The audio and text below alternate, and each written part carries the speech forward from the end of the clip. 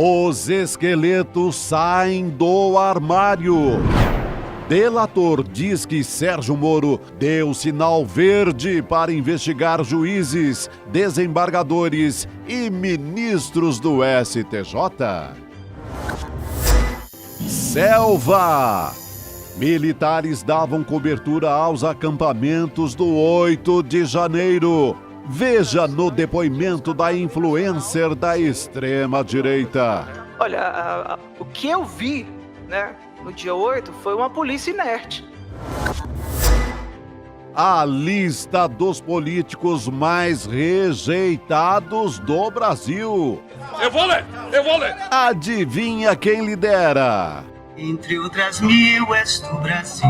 O ICL Notícias, segunda edição, está no ar. De solo és mãe, gentil, pátria amada, Brasil.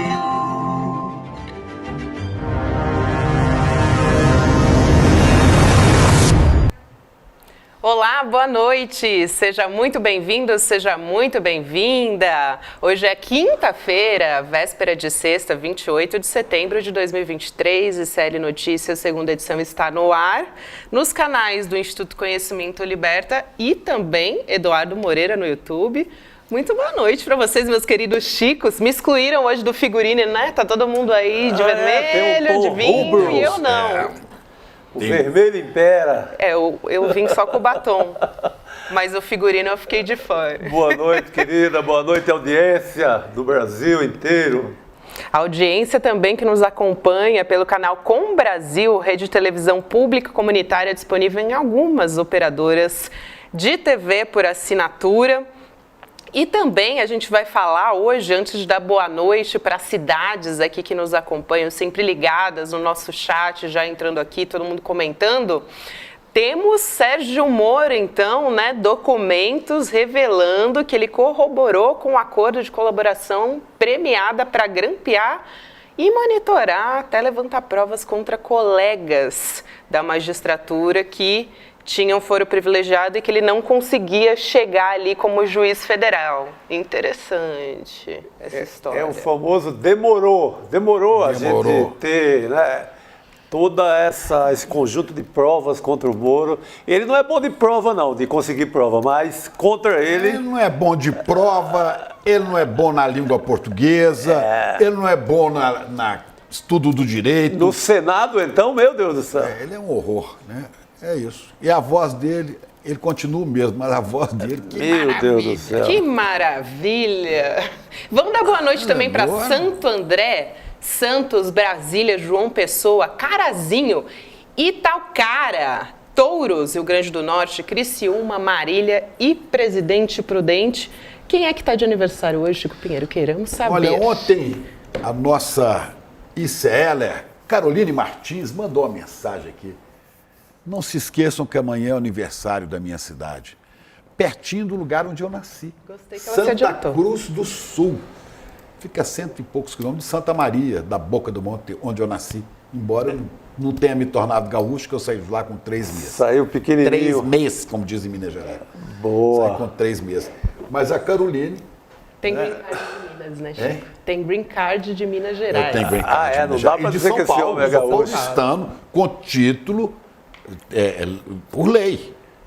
Cidadão oficial de São Paulo, claro, com muito orgulho. Boa, você falou, Gabi, de uma cidade muito legal, Touros, onde fica São Miguel do Gostoso.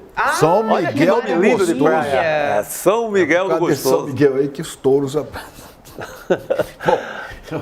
lugar maravilhoso, né? Bom, Santa Cruz do Sul, né, que fica lá bem no centro do Rio Grande do Sul, é a cidade onde o Jair ganhou a eleição, né, teve maioria. Mas tem gente guerreira, resistente. Claro. Sempre tem, né? Que não é terraplanista, né, que não nega ciência, que não nega a democracia e que não gosta de festa de Selma. Tá aí, Carolina Martins, parabéns pelos 145 anos. Parabéns, de Santa parabéns. Cruz do Sul. Maravilhoso. Sempre que a gente fala isso, vem pessoal aqui no chat. Eu não me representem. Que bom. Eu não tenho nada a ver com isso. Tem muita gente boa lá. Aliás, essa turma, esse voto do sul do país foi fundamental.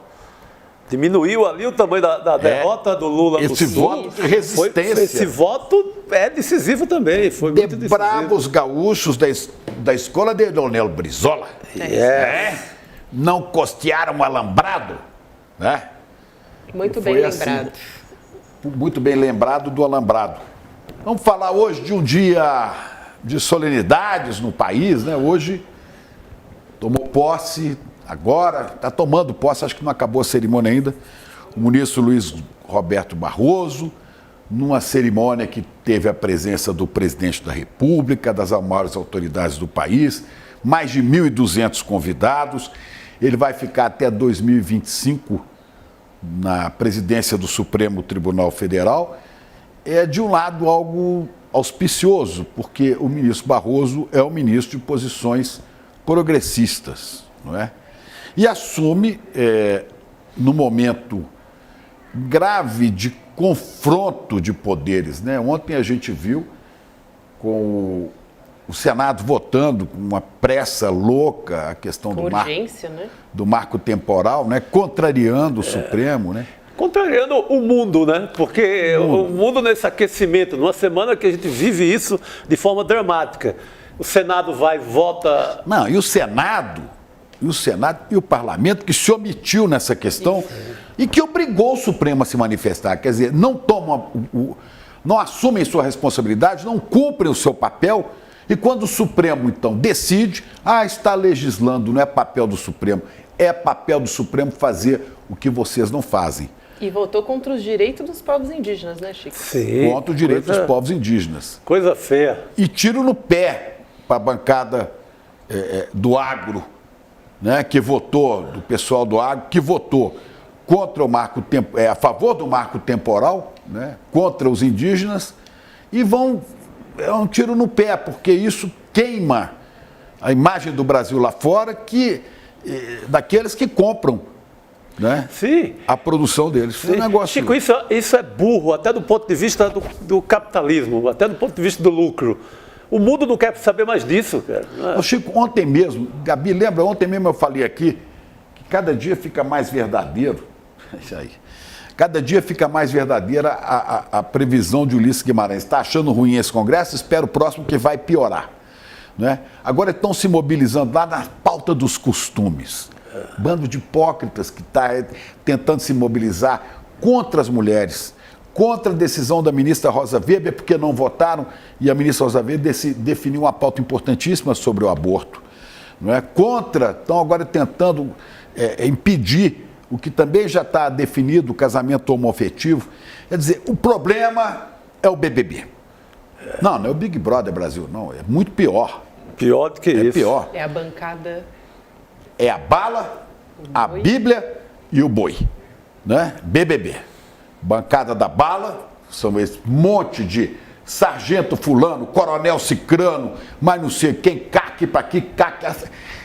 Esse lixo que Bolsonaro botou na política, levou, né? É um entulho bolsonarista que está no Congresso, né? A bancada da Bíblia é esse mundo de pastores que, como a gente vê...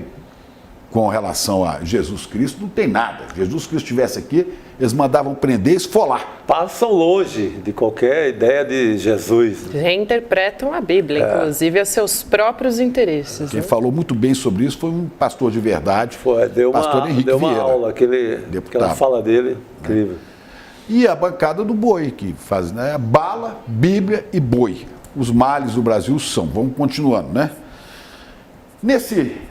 Nesse contexto todo, e podendo piorar, então o Congresso começa a apertar o Supremo, criando problemas também para o governo Lula, porque ameaçam paralisar as votações, boicotar, bloquear até conseguir as votações, até conseguir aprovar suas pautas retrógradas, reacionárias. Eu digo que o ministro Barroso é um avanço em relação a isso. O presidente Lula já anunciou que vai vetar a questão do marco temporal. Aí vai voltar para eles vão derrubar o veto do Lula e vai para o Supremo, e no Supremo vão perder.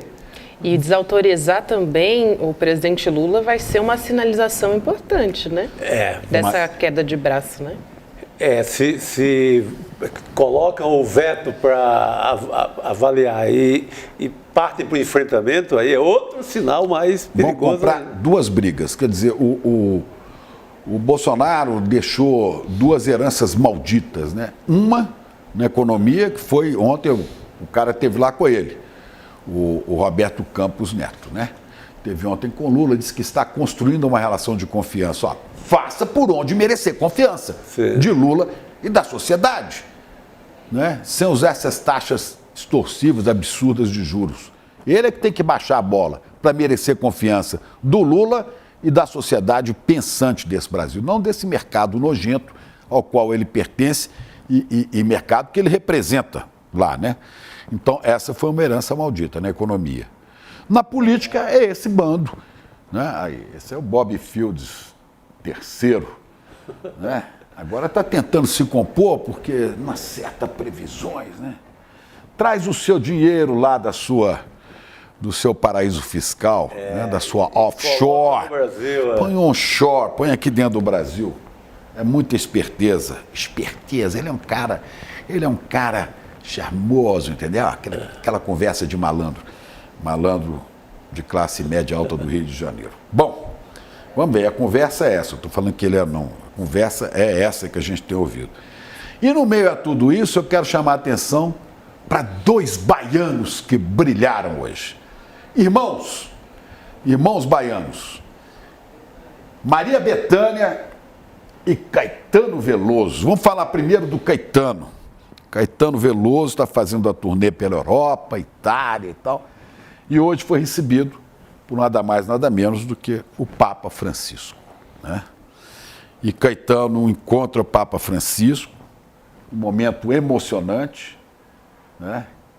E o Caetano fala, infelizmente, existe pecado do lado de baixo do Equador. Eu não sei que ele disse isso, né? Mas ele contou os pecados que estão do lado de baixo do Equador, contrariando a própria música. Ele disse, o Haiti é aqui. Caetano falou da Bahia, da sua querida Bahia, onde tiroteios, chacinas, toque de recolher, né? Lei de silêncio, polícia que mais mata no Brasil. Bahia está terminando este mês com mais ou menos 60 mortes, 56 ou 57 provocadas por policiais em confronto com criminosos ou suspeitos de serem criminosos, por briga de facções, por uma coisa horrorosa. Hoje, Chico, eu estava te falando, 2 policiais foram mortos, sabe como? Um matou o outro, porque eles estavam à paisana, um encontrou o outro,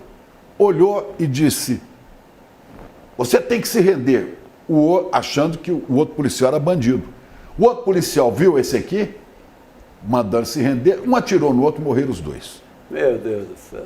É a tragédia que a Bahia está vivendo, onde é preciso, eu não vou dizer nem intervenção federal, mas é preciso que o governador Jerônimo, que é um cara sério, né, busque com as autoridades federais uma política de emergência de segurança pública para conter o que está acontecendo lá. E Caetano Veloso falou também do Rio de Janeiro, onde ele mora, a cidade que o acolheu e onde ele vive, né? Então ele disse algumas palavras uma carta que Caetano entregou ao Papa. Santo Padre, onde moro, cidade do Rio de Janeiro, a violência atingiu índices iguais ao das grandes guerras pelo mundo. A lista de meninos e meninas mortos por armas de fogo na região metropolitana do Rio assombra. Só este ano 10 crianças morreram a bala. As vítimas têm em comum o fato de terem tido morte repentina, quando viviam seu dia a dia, crianças de idade de 9 a 13 anos, resultado de quê? Da chamada guerra às drogas, está aí. Guerra às drogas.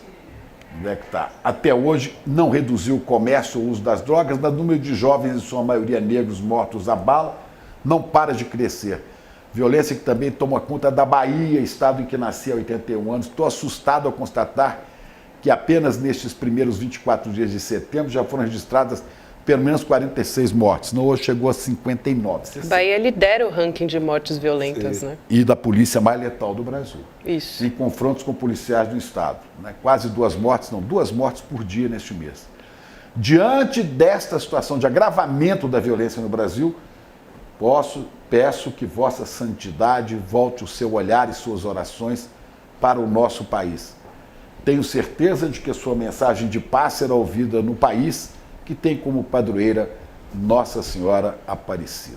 Com profunda admiração, meu abraço fraterno e meu pedido de socorro, Caetano Veloso. Enquanto Caetano entregava essa carta ao Papa, são trechos, foram até hoje, até à tarde agora eu tirei dali, foram apresentados trechos dessa carta no programa da Globo News. E, ao mesmo tempo em que isso acontecia lá, a irmãzinha dele, Maria Bethânia, abrilhantava a posse do ministro Barroso, interpretando o hino nacional brasileiro. Olha que beleza. Nossa produção vai colocar aqui o som pra gente ouvir. Maria Bethânia. Ouviram do Ipiranga as margens plácidas de um povo heróico brado retumbante, e o sol da liberdade em raios fulgidos brilhou no céu da pátria nesse instante. Se o penhor dessa igualdade conseguimos conquistar com braço forte, em teu seio, ó liberdade, desafia o nosso peito à própria morte. Ó pátria amada, idolatrada, salve, salve. É por ser pátria amada e idolatrada que a gente sente a dor dos que sofrem nesse país. Aí, parabéns, Bethânia, Caetano, parabéns à Bahia, terra do meu pai, dos meus avós, Bahia, parabéns Santo Amaro de Purificação e Dona Canô. Dona Canô. Deve estar assim, com quem eu almocei um dia na casa dela lá em Santo Amaro. Dona Canô está aí encantada no céu, vendo seus filhos brilhando no Brasil, em meio a tanto sofrimento, mas trazendo tanta esperança. A bênção, Dona Canô. E Célia, vamos tocar para frente. Vamos embora. Ainda assim é um privilégio estar vivo e ouvir Maria Bethânia cantar, né? Que coisa maravilhosa, gente. Não, Bethânia toca a música, vira uma coisa maravilhosa. E o Nacional é bom, mas ela faz ele muito melhor. Com certeza, com certeza. E aí, vamos começar a falar do nosso cenário político, Chico Sá, Chico Pinheiro? Vamos nessa? Ufa! Por favor. CPI dos atos antidemocráticos. A gente não dorme mais, a gente começa a ver notícias de manhã, vai até na hora de dormir, né? E essa, assim, teve a parte da violência, mas teve ali Bethânia para dar uma maciada. Isso, dá um respiro pra gente, né? Poder começar nosso calma noticiário. Que tem jeito, calma que o Brasil tem jeito. Tem jeito, Chico Sá, muito bom. Hoje a gente teve a CPI dos atos antidemocráticos da Câmara Legislativa do Distrito Federal. E quem que a CPI ouviu hoje? Ana Priscila Azevedo, apontada como uma das organizadoras dos atos golpistas do dia 8. Ela comandava grupos no Telegram com mais de 50 mil pessoas. Ela era uma espécie ali de influencer da extrema-direita, sabe poderosa, como é que é? sim. A gente teve vários assim, né? Na cena do bolsonarismo. E ela está presa desde janeiro. Logo de cara, ela fez uma fala apontando para a responsabilidade dos militares nos acampamentos em frente aos quartéis. A gente vai chamar a Elô para conversar, mas antes eu queria pedir para a nossa produção colocar o vídeo da fala da Ana Priscila para a gente já começar Achei com muito esse esperta, assunto. muito esperta. Na estratégia de defesa, joga para os militares. Essa vai continuar influenciando muito se não cortam as asinhas dela. Mas ela é figura asquerosa durante Mas assim, inteligente, essa é da turma que representa perigo real.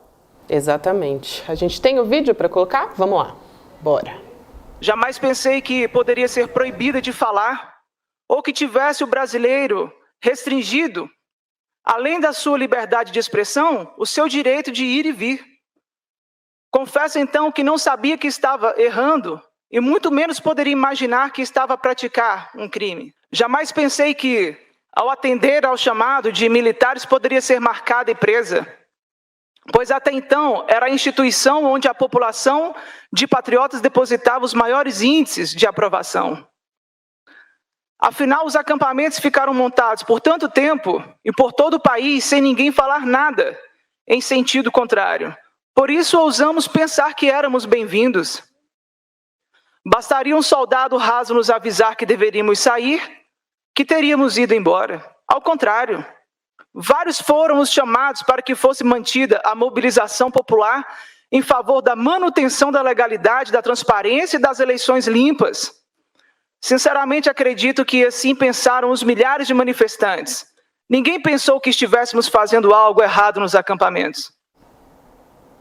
Pois é. Ninguém pensou. Essa, se não ficar muito tempo, sai candidata para deputada do DF nas próximas eleições. Não dá ideia, Chico Sá. Se bem que ela já deve estar com a ideia, já, né? Esse discurso é para isso. Ela faz o trabalho para isso, né? Já está pavimentando. Né? Né? E ela foi notícia hoje, a gente tem que, infelizmente, comentar. Né? E vamos, antes de chamar a Elô, ela falou sobre a ação da Polícia Militar do DF também, ao responder uma pergunta do deputado Chico Vigilante, ele que tem feito ali todas as perguntas, né, da CPI. A gente tem o vídeo também dessa fala. Senhora Ana Priscila, como foi a ação da Polícia Militar do Distrito Federal no dia 8 de janeiro de 2023?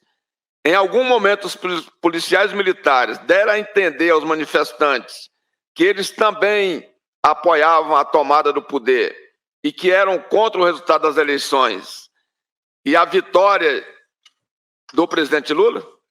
Olha, o que eu vi, né, no dia 8 foi uma polícia inerte, que não fez absolutamente nada. Eu sou nascido e criado em Brasília, já participei de inúmeros atos aqui e tudo mais, e nunca vi a Praça dos Três Poderes desguarnecida, não tinha contingente policial nenhum. Não tinha nenhum, nunca vi isso na história, isso nunca aconteceu. Então, a polícia não fez nada, estava inerte. Os viaturas, os policiais, todos eles parados. Heloísa Vilela.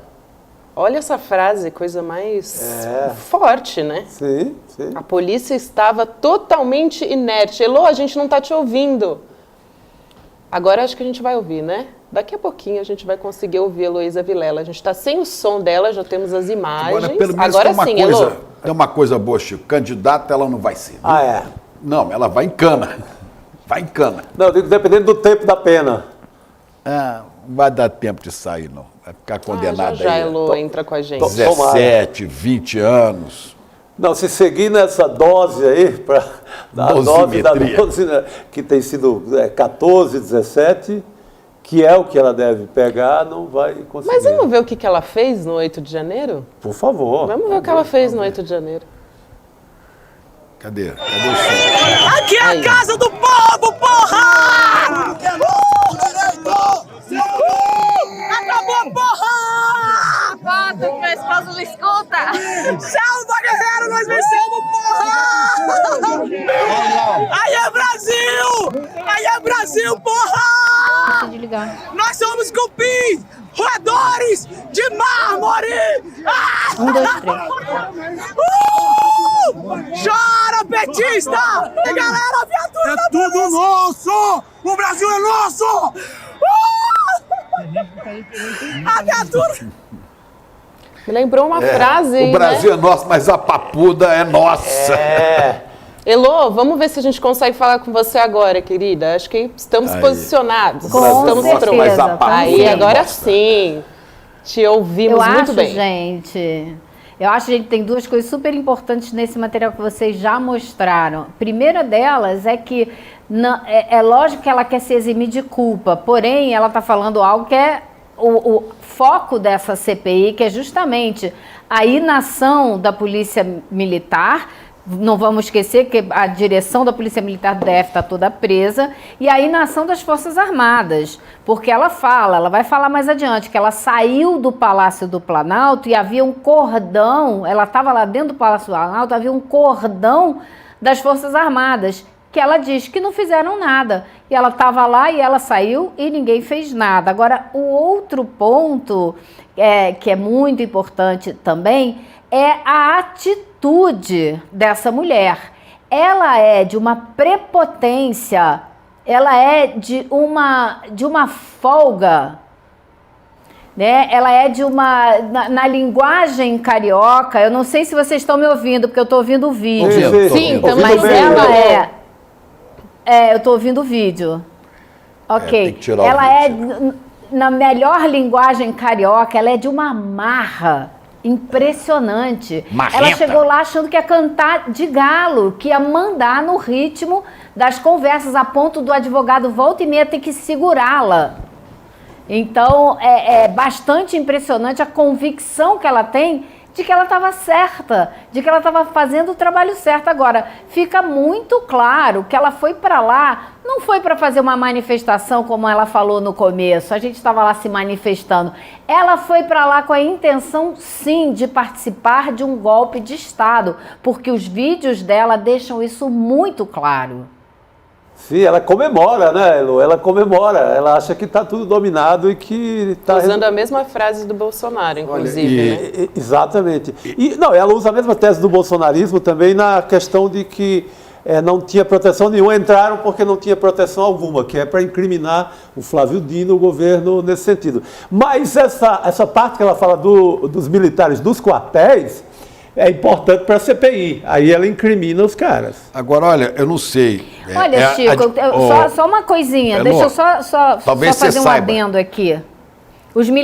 Ela não fala isso, ela não inocenta e tenta culpar o governo Lula e o Dino, não. Porque quem tem a obrigação de barrar essas pessoas é a polícia militar. E quem tem que dar ordem é o governo ibanês, não é o ministro da Justiça, Flávio Dino. Então, ela corrobora o que a gente tem ouvido na CPMI e na CPI do DF, que os culpados não estão no governo atual. Os culpados estão no governo do Distrito Federal e na Polícia Militar. Sim, entendi. Olha, só para dizer uma coisa, talvez você tenha alguma informação, Elo. Ju, aqui da nossa audiência, eu estou vendo no chat, diz o seguinte: o marido dessa Priscila continua fazendo live, trata-se de um psicopata e não entendo por que ele não foi preso ainda. Eu me lembro que tinha um marido metido nesse rolo.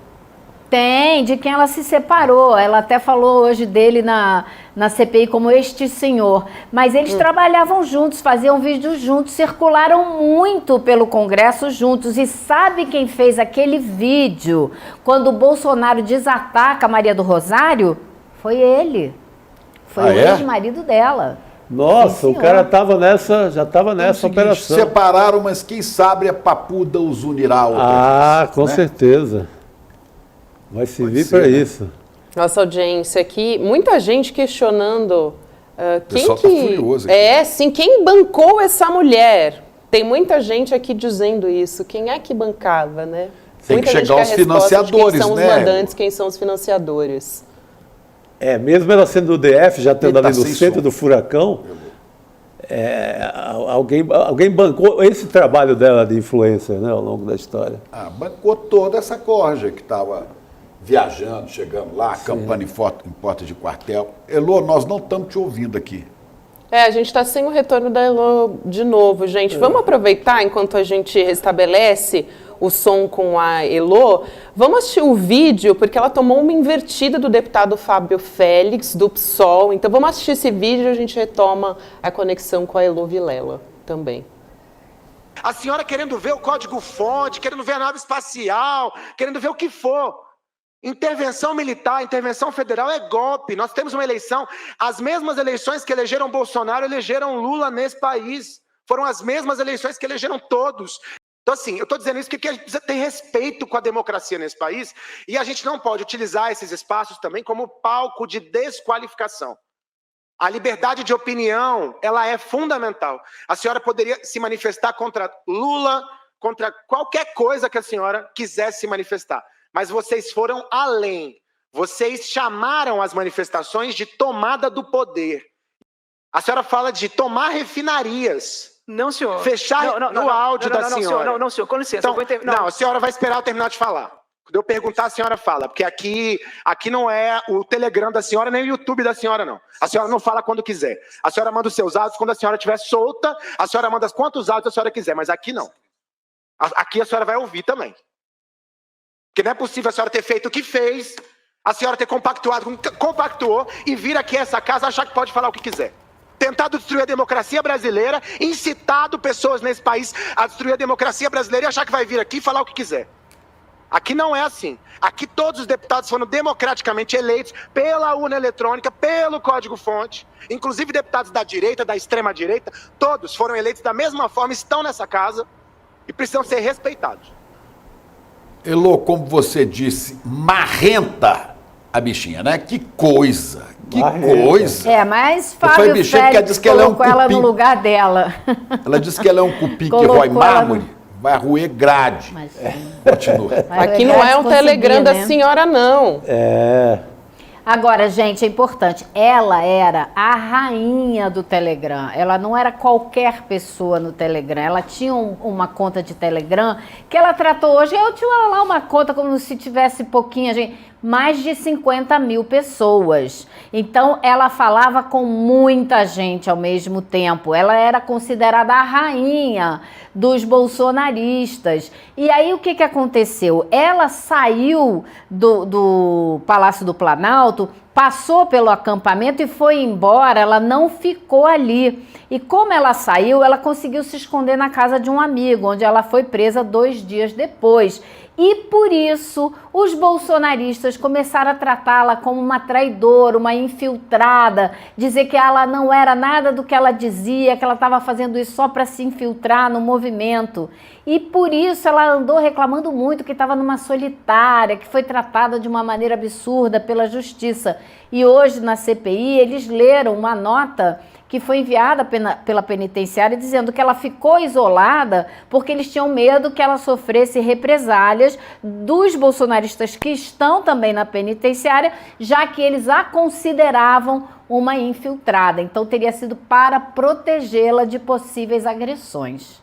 Agora, gente, antes ela publicou um vídeo antes do dia 8 dizendo que ia colapsar sistema, que ia tomar poder de assalto, que ia sitiar Brasília. Aí depois, minha senhora, vai dizer que não sabia que estava cometendo crime?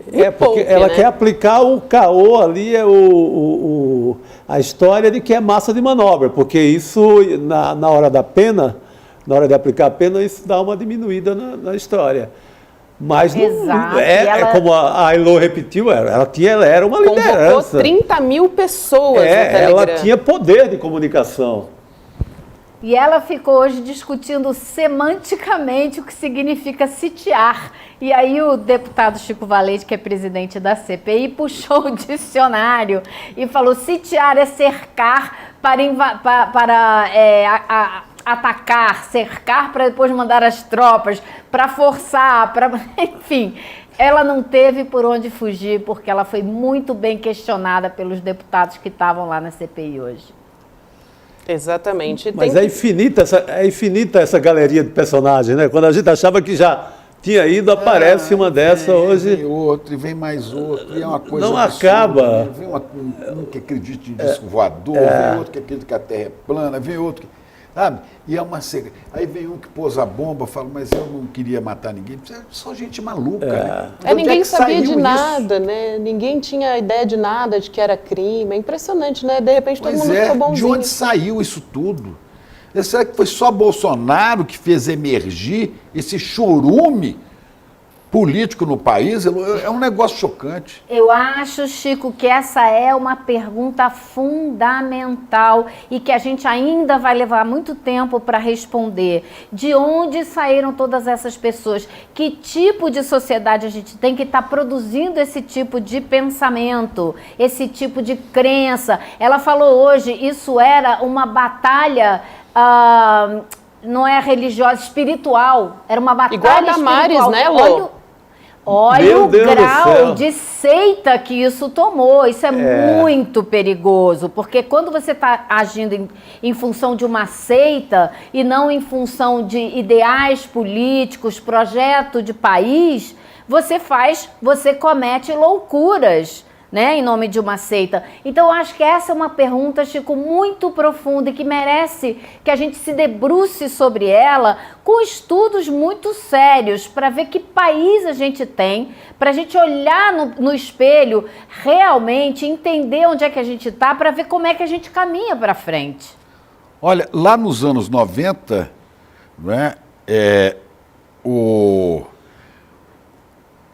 os Titãs fizeram essa profecia, né? Lá nos anos 90, já há mais de 20 anos. Bichos saiam dos lixos, baratas me deixem ver suas patas, ratos entrem nos sapatos do cidadão civilizado, pulgas que habitam minhas rugas, oncinha pintada, zebrinha listrada, coelhinho peludo vão se fuder. Porque aqui na face da terra só bicho escroto que vai ter. Desculpa a linguagem, mas é a letra da música. E a letra foi profética, bichos escrotos saiam dos esgotos. Bichos escrotos venham enfeitar meu lar, meu jantar, meu nobre paladar. Eles ouviram e saíram. O Titãs tinha toda a razão. Essa zoologia toda pulou do esgoto e a gente mais viu. Uma vez, desculpem as palavras. Agora, uma das coisas mas é que letra de possibilita... Eu acho que uma das coisas, sem dúvida, que possibilita esse esgoto todo se proliferar é a situação de desigualdade imensa em que a gente vive, né? Se você tiver um país que consegue tratar dessa desigualdade de outra maneira e começar a diminuir essa desigualdade, especialmente a desigualdade econômica, o risco de embarcar nesse tipo de canoa furada diminui muito. Sim, totalmente. Só para complementar isso que a Elo falou da guerra espiritual, é muito forte esse discurso e apareceu muito nas palavras da Michele Bolsonaro, da própria Damares Alves, dizendo que não era uma questão política, era uma guerra espiritual. Sim. Ela falou isso durante um culto. Sim. Quer dizer, querendo trazer o Bolsonaro à frente de uma guerra santa, né? Uma espécie de homem que ia à frente de tudo isso. Então, esse discurso é muito forte, né, Elo? Muito forte, muito perigoso, Isso. Muito perigoso, e esse discurso a gente tem que desmontar com certeza, porque isso mobiliza as pessoas de uma maneira totalmente irracional, né? Totalmente irracional, como se fossem resolver os problemas através desse tipo de ação e não através da política na democracia, porque é isso, né? A política é esse espaço onde a gente vai debater essas ideias e tirar os projetos de país que a gente quer. É na política que se resolve tudo, não é fazendo discurso antipolítica como eles fazem. Exato. Mas tem uma coisa mais importante. Da mesma maneira que é preciso fortalecer a educação para que as pessoas não acreditem em negação da ciência, né, das questões climáticas, é preciso que elas aprendam, que leiam ciência, que aprendam. Mas é preciso, sobretudo, e eu me lembro que o Frei Beto tem batido muito nessa tecla, da educação política. Sim. É preciso que o próprio governo, usando toda a sua estrutura, seus ministérios, né, toda essa rede capilarizada que propicie, assim como na Igreja Católica existiu num determinado momento, nos anos 70, as comunidades eclesiais de base. Até os 80. Da mesma maneira que as SEBs funcionavam para falar de um evangelho mais coerente com a realidade brasileira, é preciso que pequenos grupos comecem a se articular para ter educação política. Porque esse pessoal é completamente ignorante. Se não tiver educação política, ele não vai para lugar nenhum. Mas diante da pergunta de onde veio isso tudo, a gente viveu um cenário que é muito fértil para isso, o cenário de desmantelo em leis trabalhistas, esse cenário ali pós-Dilma, quando o Michel Temer assume, desmantelo geral de sindicato, desmantelo geral de leis trabalhistas, a igreja desse mesmo Papa, só que não na gestão dele, pula para uma igreja, passa a ser uma igreja conservadora, uma igreja muito parecida com o que a gente vê hoje entre os evangélicos. Então, havia um cenário muito fértil para se criar tudo isso. E um fortalecimento das igrejas neopentecostais também, que a gente falou, que tem no livro do Bruno Paes Manso, A Fé e o Fuzil, que se fortaleceu nos anos 90 também. E hoje, novamente, circula vídeo de policiais militares reunidos em templos da Igreja Universal do Reino de Deus. Sim. Sabe? Sendo instrumentalizados com a mistura de fé e essa política asquerosa para incitar a violência. Pois é, isso prova que está vivíssimo tudo isso, né? Domingo, gente, vai ter eleição. Domingo tem eleição do Conselho Tutelar. Dos conselhos tutelares. Silvio Almeida falou sobre isso, né, coisa Lô? importantíssima, importantíssima. Mas que, inclusive, nós, todos estão passando à margem disso. E olha, esses falsos cristãos, porque falsos, como disse o pastor Henrique Vieira, esses que se aproveitam da religião para poder fortalecer suas próprias... doutrinar nesse sentido fascista, para tomar dinheiro das pessoas, para instrumentalizar as pessoas.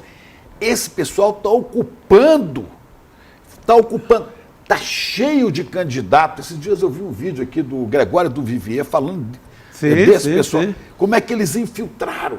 Estão nos conselhos tutelares, que é onde você vai trabalhar a criança. Essa rede toda eles tomaram conta. Essa rede toda, ela é discutida, essa rede de proteção à criança, essa rede que deveria servir para proteger as crianças e os adolescentes. Uma rede que deveria estar sob o signo do ECA, do Estatuto, que protegeria os adolescentes, está toda na mão deles. Isso é discutido no culto das igrejas, dessas igrejas, é discutido essa eleição de domingo.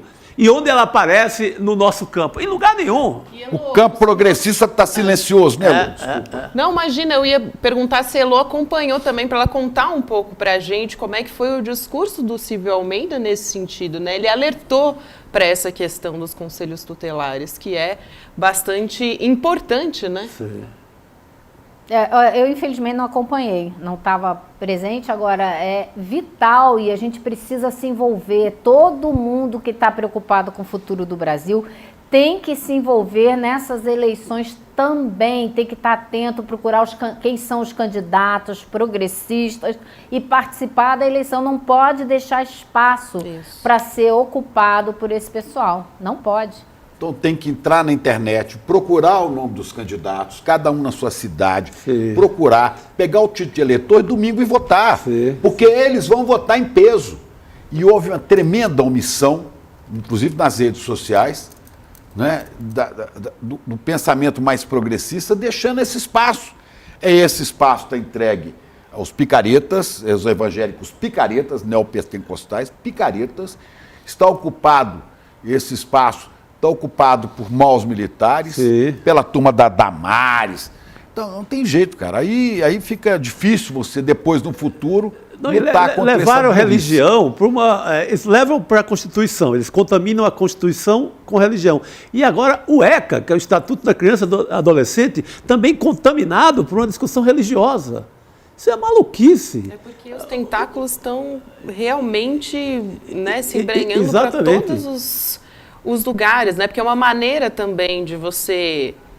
É mais uma maneira, na verdade, né? De você abocanhar mais uma população e aí na que base, tá sabe, Gabi, na base. Esses conselhos tutelares, eles decidem a vida das crianças largadas na cidade. Exato. População vulnerável. Da adolescente atacada, inclusive sexualmente, entendeu? É muito importante. Muito importante. E você não vê, esse não é um assunto de mídia nenhuma, né? Isso é uma falha. Pois é, mas todo mundo pode votar domingo. Basta ir à sua sessão eleitoral, levar o título e votar. Agora, eu sei que a maioria das pessoas do nosso campo de pensamento, campo progressista, a maioria não sabe nem que candidato está disputando. Então tem que olhar, tem que procurar, tem que ir atrás e tem que votar. E tem que ocupar esses espaços, porque esse espaço está sendo ocupado pelos pastores picaretas, não é? Esse espaço, o espaço da base da Polícia Militar está sendo ocupado por eles também, que estão fazendo pregação. Quer dizer, amanhã a gente se depara com um país que a gente fica chocado, fala de onde saíram esses aí. Saíram da omissão nossa, da falta de educação política, da falta de E essa mistura aí de força de segurança com religião, cara, meu Deus do céu, isso é explosivo, isso pode esperar que daqui a poucos anos a gente vai ver desgraça em relação a isso, infelizmente. E eles estão, você vai na Igreja Universal, está lá dentro a polícia e a milícia, então é uma tudo junto. Combustão, sabe, pesadíssima. Gente, vamos falar também de uma pesquisa importantíssima, a pesquisa Atlas, que mostrou quem são os políticos mais rejeitados do Brasil, né, Chico Sá? Foram entrevistadas 3 mil pessoas e olha o que deu. Vamos colocar aqui na tela. Adivinha quem é o político mais rejeitado? Olha, para surpresa... De 0 pessoas. Mas eu acho surpreendente, sabe por quê? Porque normalmente as pessoas não ligam. O cara que está na presidência da Câmara, ele passa um pouco ileso ali e passa ensaboado. E que bom que estão prestando atenção. Que ótimo. Sinal que o nosso trabalho, inclusive o nosso trabalho aqui, está sendo visto. E que bom que ele está com esse, o Arthur Lira está com esse 68%. Agora, sabe o que é triste nisso? Que ele pode até estar com 99%, não vai significar nada. Ele vai continuar tendo o mesmo poder. Está eleito, poder. Tem 4 anos lá, tem mais 2 um e tanto, quase 2 na presidência, e ele vai chantagear e sequestrar o governo e pedir a Caixa Econômica da mesma maneira. Isso é que é o triste. Mas, Chico, será que isso não serve para nada para o governo, para o presidente Lula, como uma arma assim, para enfraquecer ele um pouco, não atender tanto, porque afinal de contas, olha os índices aqui, você não está lá com essa bola toda junto à população? Será que... Porque a gente está vendo que Lula está esticando a corda com essa história da Caixa Econômica, né? Ele vai fazer com a Caixa a mesma coisa que fez com os ministérios. Demorou ao máximo. Ele não entregou a Caixa agora na reforma ministerial, né? E a impressão que a gente tem é que ele vai enrolar um bocado com essa entrega e suposta entrega da Caixa. Talvez ele deixe isso para daqui uns 2, 3 meses. Quem sabe essa pesquisa não ajuda ele a ter um pouco mais de argumento para não se dobrar tanto as cobranças e as chantagens de Arthur Lira, né? Pô, Elô, perfeito. Não, eu adoraria que isso passasse a valer. Que eu saí de um comentário sem esperança, mas você já me devolveu um pouco de crença mínima, né? Vamos apostar nisso aí. Vamos ver a lista inteira, gente, porque é muito interessante a gente olhar. O personagem nos paralisou. Claro, óbvio, né? Chico, óbvio. Olha só, tem vários pontos interessantes aí pra gente trazer. Por exemplo, a Janja, mesmo não sendo política, quer ir lá, Chico? Pra gente olhar aqui um por um. Mas a Janja na lista surpreende, né? É a lista dos mais rejeitados. Né? Campeão de rejeição é Arthur Lira. Tá aí. Campeoníssimo. Né? Disparado. Quase 70%. Depois vem Ciro Gomes. Me surpreende também, porque ele não está nem na cena. Cidadão, né? Não está na cena política. Inclusive por isso, que ele está afastado, ele teve uma votação muito pequena na eleição e não está no foco, né? Não está na vitrine com essa... talvez... pela covardia na primeira eleição, ter fugido do Brasil. Talvez, mas talvez por ter se aliado um pouco à direita. Talvez por isso. Depois vem o Moro. Que poderia estar no lugar do Ciro. Eu na minha lista, eu mudaria. Esse vai subir agora, porque hoje tem notícia dele aqui. Sim. Hoje apareceu história porca dele aqui. Nós vamos falar disso. Ô Chico, eu trocaria essa ordem, na minha vontade particular. Eu também mudaria tudo. Eu mudaria. O Bolsonaro está em 4º lugar. Para a nossa audiência também, dizer para a gente qual seria a lista que elas fariam. Interessante também. Interessante. Boa. Pelo menos primeiro e segundo, né? Isso. Os 3 primeiros, vai. Quem seriam os 3 primeiros Moro mais seria rejeitados? o meu segundo. Tá aí, quais seriam os seus primeiros, Elô? Diga lá. 3 primeiros.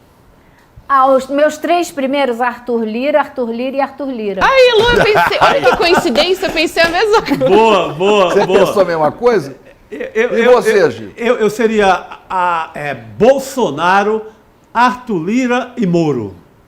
Boa lista. Bolsonaro eu já não botei porque ele já é inelegível para mim. Ele já está não, mas ele já está fora da parada. Mas eu colocaria pela história. Pela história ele não pode ficar esquecido assim não, sabe? Mas tá pela história, se eu for julgar quem é o responsável por tudo isso que a gente está vivendo, em primeiro botaria o Moro. Se não fosse a lambança do Moro, do Marreco lá com aquela questão da Lava Jato, não tinha o segundo da lista, que para mim é Bolsonaro.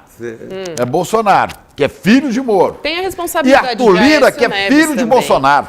Então eu botaria Moro, Bolsonaro e Arthur Lira. Assim, Arthur Lira, filho de Bolsonaro. Filho político, Bolsonaro, filho de Moro. Boa. Agora aí vem Rodrigo Pacheco. Eu mantive o Arthur Lira na frente porque ele é o que está causando os maiores males no Brasil hoje. Entendo completamente, Elô, entendo completamente. A gente botar na atualidade, sim. Né? Porque o Bolsonaro é um cadáver político no momento. Separando alguns aqui da nossa audiência. E o Moro será sepultado em breve, mas politicamente. O Moro virou, alguma coisa entre o folclórico e o nada mais, né? Agora, o Arthur Lira não. O Arthur Lira, ele é atuante na maldade permanente, diária, né? Arthur Lira, Ciro Gomes, Moro, Bolsonaro. E aí vem Rodrigo Pacheco. Não entendo, não compreendo. Lembra? Porque ele meio nem fede nem cheira. Ontem ele fez uma... O picolé de chuchu atual é ele, né? Ontem ele tomou uma atitude canalha em colocar em votação o marco temporal. Mas ele está tão chuchu, no certo sentido. Que cara, e para mim é uma tristeza, porque o Rodrigo Pacheco, né, tem um brilhantismo eleitoral em Minas Gerais. E Minas precisava ter um cara, né, do tamanho dele, não só o tamanho físico, isso aí ele é grande, né, mas de estatura ética, política, jovem, e ele poderia ser isso, mas infelizmente. Depois vem Michele, rejeitada. Pode ser até candidata. Né? O que vocês acham disso aí? Eu acho que ela tem que estar lá sim, porque ela é coautora de muita coisa que aconteceu no governo passado e ela é ponta de lança para esse avanço gigantesco desses evangélicos, nada a ver com a religião, vamos separar, mas dessa ala que se aproveita da política dos evangélicos, foi ela que brigou muito por um ministro extremamente evangélico no Supremo, porque eu particularmente não acredito que Bolsonaro tenha sequer religião, mas ela é ponta de lança nesse processo aí. Claro, tem religião. Não é religião meio do Beuzebu, mas tem. Satanismo também é uma forma de religião. Olha aqui, e depois, nas rejeições, vem Janja. E depois Lula, com 48 e 47. É interessante também que a Janja também não é política, mas ela tem sido alvo muito grande da extrema-direita. Alvo da direita. Quando a direita tem adotado comportamentos absolutamente desnecessários, como o de hoje, por exemplo, que ela foi lá achando que estava substituindo o presidente Lula nessa viagem às áreas alagadas. Por quê, gente? Nas enchentes, para quem não sabe, ministro.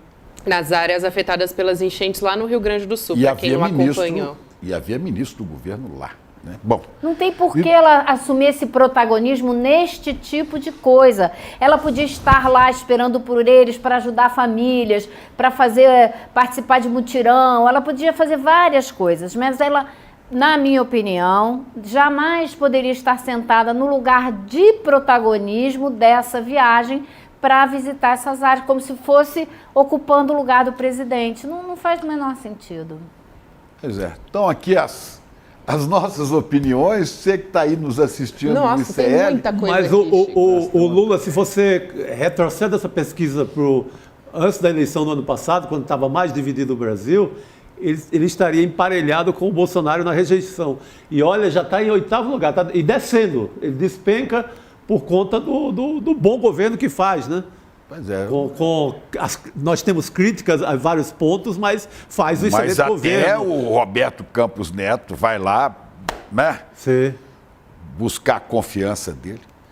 Olha aqui. Acho que o governo Lula está está marcando pontos positivos na área econômica, que é o foco do governo. Fazer mudança, assim que possível, na vida das pessoas, no bolso das pessoas que têm menos. E, com isso, reconstruir a sua força política. E eu acho que é uma estratégia que deve ser observada.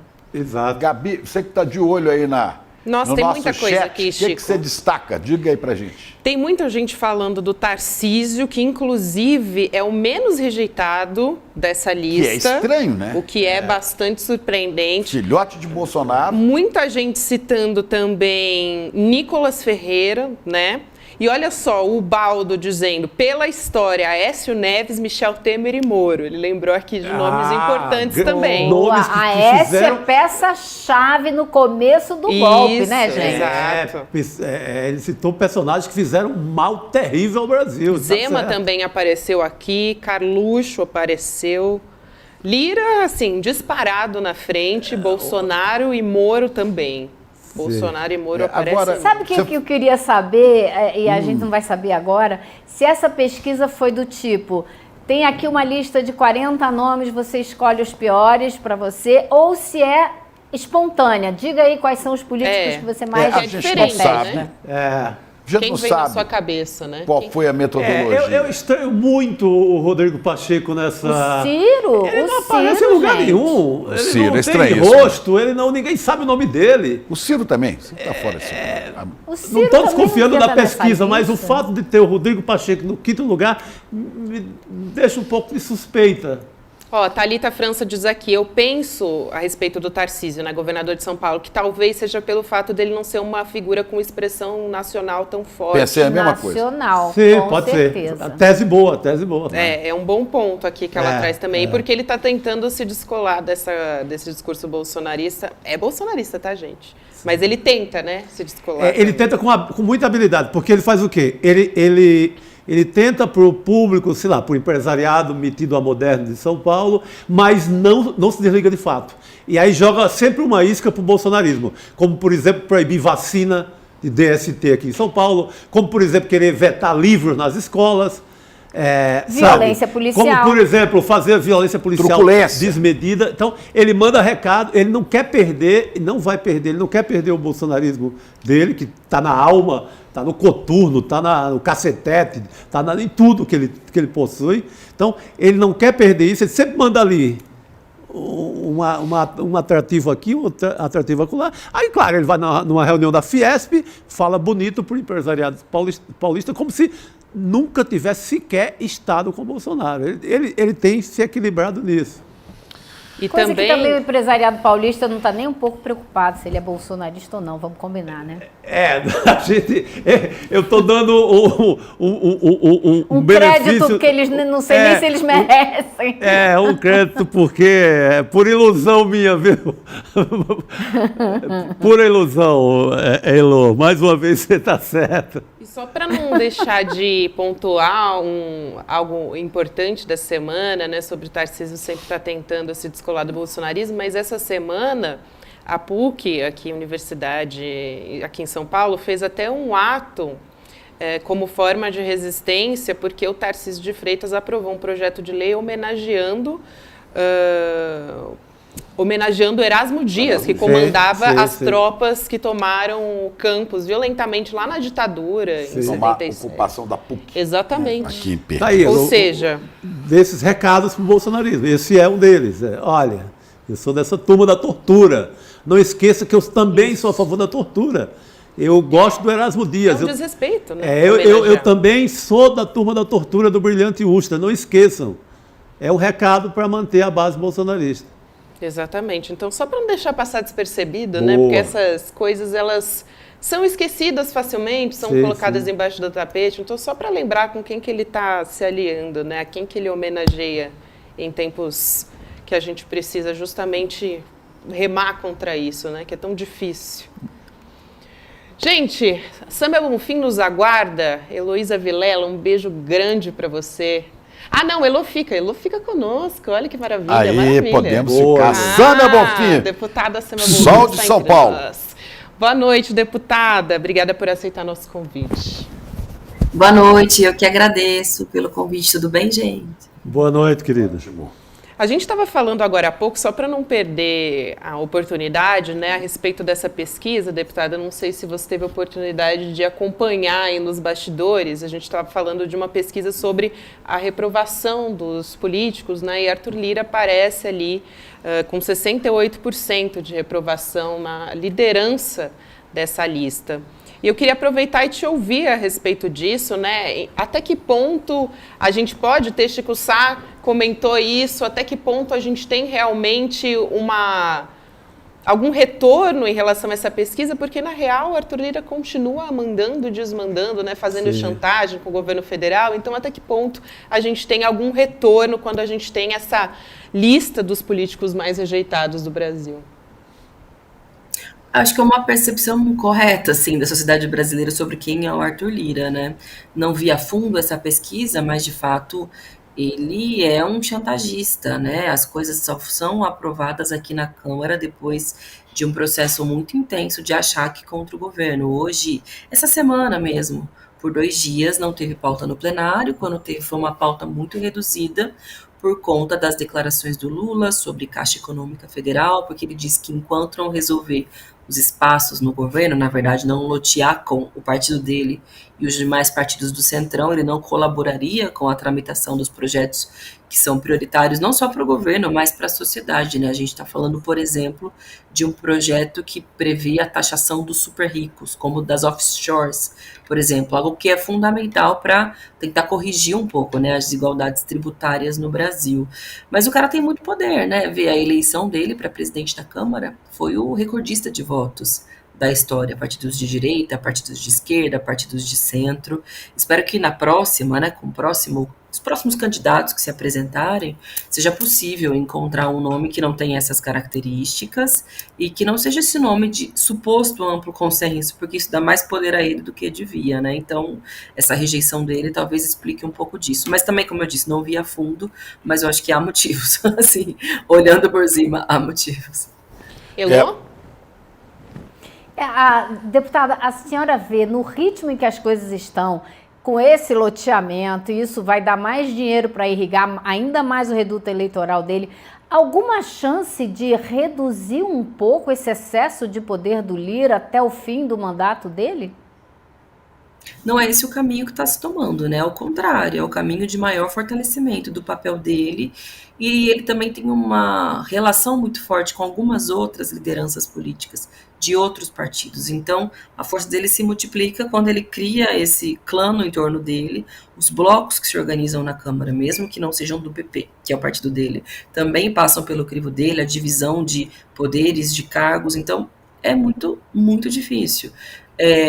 Deveria ter um processo de articulação desde já para se pensar nesse processo de sucessão, um nome alternativo que não seja fruto da escolha dele, da decisão dele, porque Elô sabe bem, circula bem aqui pelo Congresso Nacional, né? O nome do Elmar Nascimento já é cantado como um sucessor quase automático do Arthur Lira, que é de outro partido da União Brasil, mas que vai ser a continuidade do desenvolvimento dessa mesma lógica, né? De fazer poder e fazer dinheiro também, essa aqui é a verdade. Então, o ideal seria que desde já outra discussão estivesse sendo feita, mas não vejo esse caminho, não vejo esse debate. Ao contrário, é dia após dia, mais concessão não só para os partidos do Centrão, né, ou mesmo da direita, como os republicanos, né, que acabou também ganhando o ministério, mas principalmente para a figura do Arthur Lira, que é algo muito perigoso e espero que encontre limites e resistência e uma articulação por fora, sabe, do alimento desse superpoder mesmo. Bom, deixa eu propor aqui uma mudança. Você quer falar alguma coisa? Não, porque ontem, sem votação do relatório final, né, terminou de forma melancólica a CPI que esses fascistoides inventaram para tentar criminalizar o MST. Melancólica, que me fez lembrar, até deixei guardado aqui, me fez lembrar o Reinaldo Azevedo, que postou no Twitter: ninguém assistiu ao enterro da última quimera. Augusto dos Anjos. Só em gratidão essa pantera, né? Foi minha companheira inseparável. É isso, ninguém assistiu ao enterro da última quimera da CPI do MST. Não tinha o que investigar. Foi um vexame. Os valentes foram com tanta sede ao pote que não conseguiram disfarçar a natureza do que faziam. Era só tentativa de antecipar a campanha eleitoral. É uma pena não ter dado tempo de chamar o movimento para, entre aspas, explicar as quase 40 mil refeições distribuídas a desabrigados no Rio Grande do Sul. A propósito, hein, a Frente Parlamentar da Agricultura fez e tem feito, nesse caso, o quê? Obrigado, Reinaldo, por me dar esse texto aqui, né? E fica o comentário para a deputada. Diga. Também quero agradecer ao Reinaldo por esse texto, e eu só lamento que não tenha tido uma última sessão, que é justamente para fazer esse questionamento, né? O Zuco, presidente, ex-presidente agora da CPI, também é do Rio Grande do Sul. E não articulou todo o poderio que ele tem com o agro local, com os latifundiários, para garantir a alimentação para as pessoas que estão desabrigadas e sofrendo muito com as enchentes, que agora tomou conta de várias regiões, né, infelizmente, do estado do Rio Grande do Sul. Enquanto isso, o MST está lá distribuindo marmitas, refeição todos os dias, e até o governador Eduardo Leite, que de longe não é simpático ao movimento, não é um militante de esquerda, até ele reconheceu, fez uma visita e agradeceu, assim como todo o povo brasileiro. Mas o fim dessa CPI foi dramático, era quase o Titanic afundando, assim, a gente ouvia aqueles violinistas no fundo, sabe? Quando a gente assistiu a coletiva de imprensa que eles deram.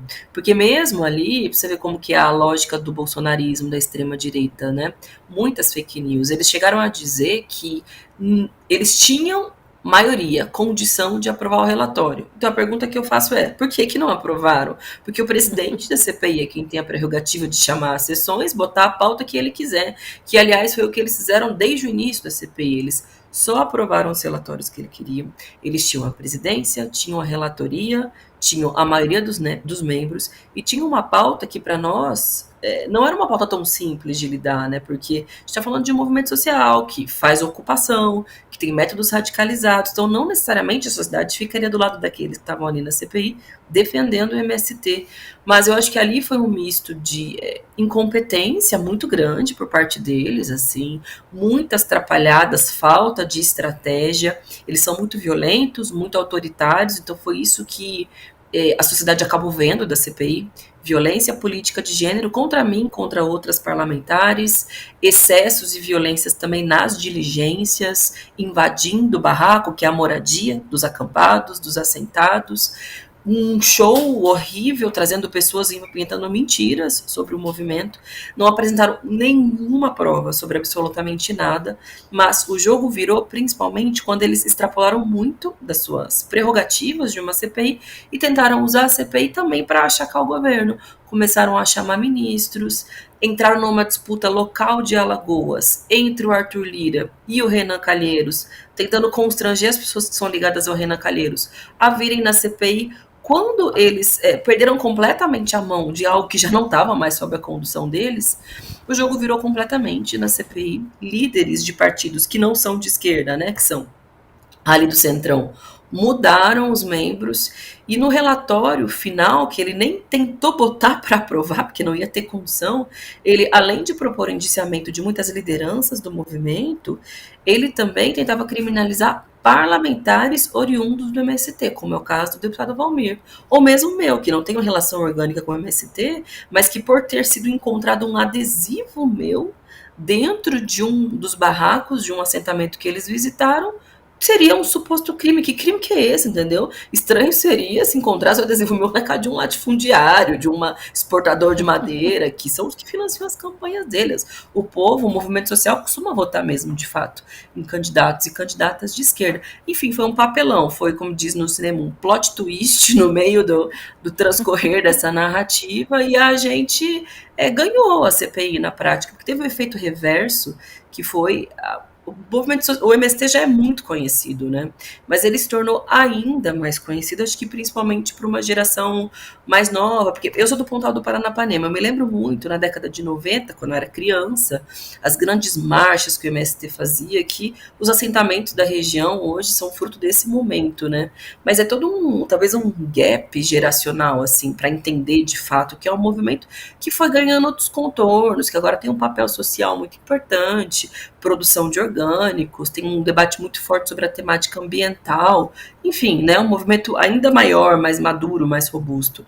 E popularizou, tornou mais conhecido, tornou os parlamentares que estiveram ali naquela CPI também mais fortes, de algum modo, porque foi um desgaste físico, um desgaste emocional ficar ali naquela CPI, era horas ouvindo besteira, absurdo, mas acabou bom pra gente, melhor ainda para o movimento, e um vexame completo para o Salles, para o Zucco. O Salles se tornou réu no meio do processo, o Zucco responde na PGR por violência política de gênero, a FPA, que são os ruralistas tradicionais aqui da Câmara, não respeitam nem essas pessoas que estavam ali, de alguma forma, tentando prestar algum serviço para eles. Eu acho que eu nunca vi uma atrapalhada tão grande assim aqui na Câmara, sabe? Ainda bem. Deputada, parabéns pelo... Você quer falar, Elo? Vai em frente, Chico. Não, vai em frente. Tá. Obrigado, querida. Deputada, parabéns pelo teu trabalho na comissão, né, na CPI. Você foi, inclusive, por aquele momento em que você enfrenta o réu-lator, né, o famoso réu-lator. E ator. Réu-lator. E mau ator, né? E péssimo ator. Mas eu queria te perguntar como é que a senhora está vendo esse enfrentamento agora, principalmente ontem, a partir do Senado, do Parlamento contra o Supremo. Você que está aí no calor da história, como é que tem visto esse enfrentamento, essa afronta, né? De maneira, digamos, de certa maneira, violenta, né? Chamando uma votação do marco temporal em cima da hora, faz uma votação relâmpago, sim, clara missão de afrontamento.